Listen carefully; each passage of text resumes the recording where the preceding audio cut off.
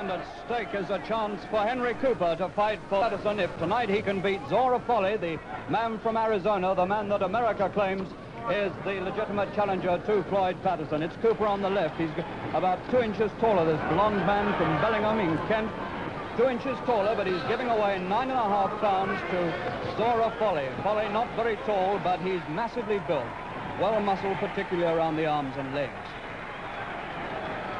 Well, in this first round, it looks very much as though Folley is, in fact, a worthy contender for the world heavyweight title, because he's moving fast and he's moving sharply. And he's beating Cooper to the punch with the left hand. Watch those stinging left jabs and those beautiful follow-up rights from Zora Folley.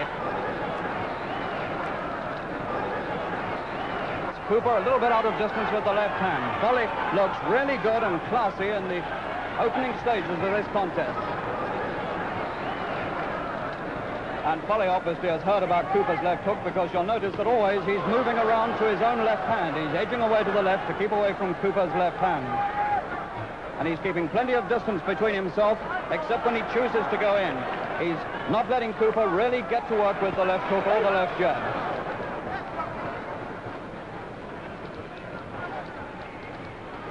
Folley very clever at tying his man up inside, and he comes out best in these clinches.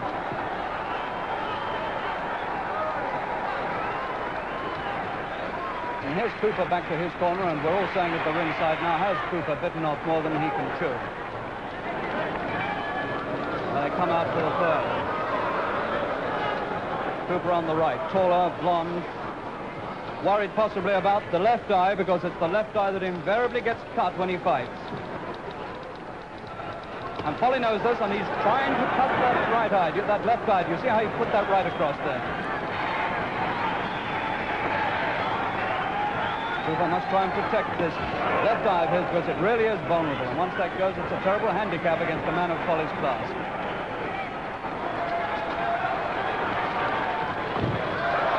Nice left counter from Henry Cooper, one of the few good punches so far that he's put in this third round.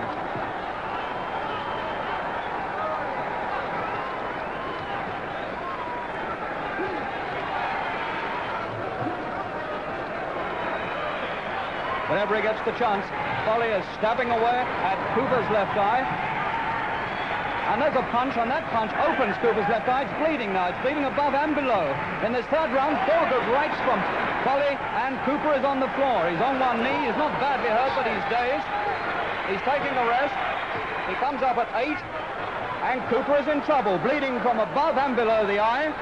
He's got to watch Folley's right. 4 of those went in that time, and the last one put Cooper down. Cooper at bay is a picture of a man at bay. The Englishman in desperate trouble as Folley comes forward. But at this crucial stage of the fight, when Folley should be going all out, look at this American, the man they say is number 2 in the world. He's not really got the killer instinct. He's not going to Cooper and really punishing him as he should be. He's got the chance to win in this third round, but he's not following it up.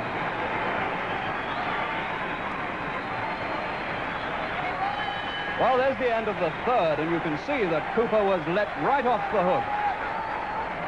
Folley almost had him at his mercy, and then let him go.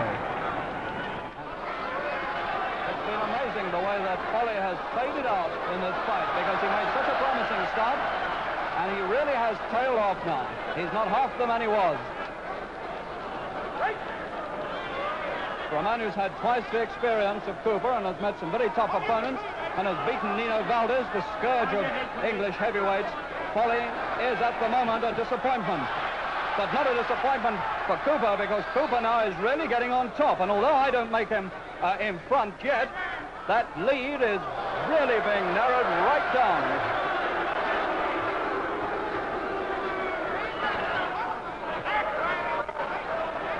And now we're in the 9th round. And at the beginning of this round, I only made Folley a quarter of a point ahead.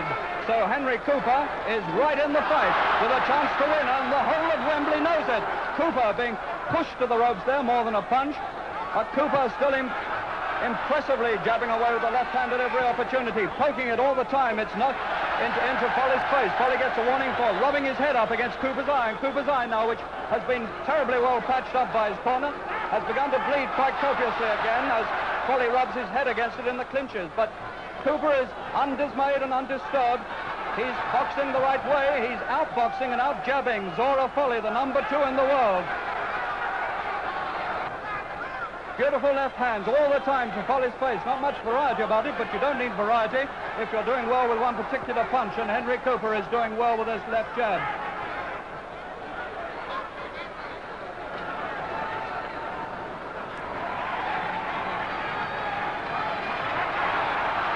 There's the end of the ninth, and you can see that Cooper probably didn't hear the bell because there's so much noise being made here at Wembley, and he wants to carry on the fight against Zora Folley. They come out for the 10th now, and I've got them exactly level on points. It's all on the last round, and Wembley Pool, 10,000 people here in Wembley Pool know that everything depends on the last round, and they're cheering Cooper to go in now. This is the last round. Here's the chance coming now for him to fight Floyd Patterson. If he can win this round, he's probably won the fight, and they want Cooper to go in now. Never mind about the cut eye, never mind about Zora Folley's right hand. Go in, Cooper, go in and win.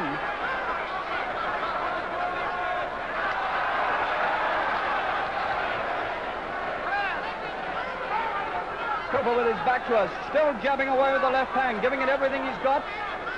Look at that tame left lead from Folley. He hasn't got much spirit left, but Cooper has. Cooper carrying the fight here, pushing Folley to the ropes above it. People are going mad with excitement all around me and behind me.